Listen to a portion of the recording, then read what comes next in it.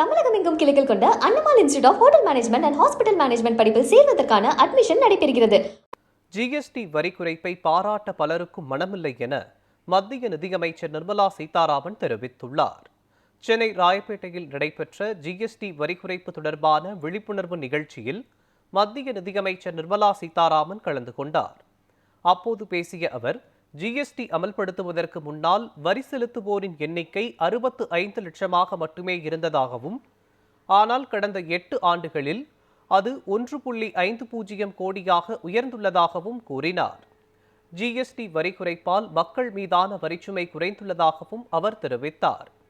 தீபாவளிக்கு முன்னதாக ஜிஎஸ்டி வரி குறைப்பு அமலுக்கு வரும் என செங்கோட்டையில் சுதந்திர தினத்தன்று பிரதமர் மோடி கூறியதை குறிப்பிட்ட அவர், தற்போது அதனை நிறைவேற்றியுள்ளதாக கூறினார். இப்போ உணவுப் பொருட்கள் எல்லாம் 5க்கு வந்துருச்சு, இல்ல 0க்கு போயிடுச்சு. கிளாசிபிகேஷன் ப்ராப்ளம் இல்ல.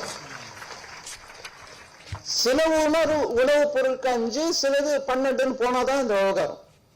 வேணாங்க, எல்லா உணவுப் பொருளையும் இங்க போட்டுருங்கன்னு சொன்னதுனால இப்போ அந்த கிளாசிபிகேஷன் ப்ராப்ளம்ங்கிறது இந்த ஒரு உதாரணத்தின் மூலமாக உங்களுக்கு நான் சொன்னேன். பாப்கார்னு உணவுப் பொருள்னு, மீதி எல்லா கேட்டகரியிலும் கூட அந்த மாதிரி கிளாசிஃபை பண்ணிடுங்க. ஒரே டைப் ஆஃப் குட்ஸ் ஒரே இடத்துல இருக்கட்டும், அதுல சிலதங்கன்னு போடாதீங்கன்னு அந்த கிளாசிபிகேஷன் ப்ராப்ளம் கூட இந்த ரிஃபார்ம்ல பண்ணிட்டோம்.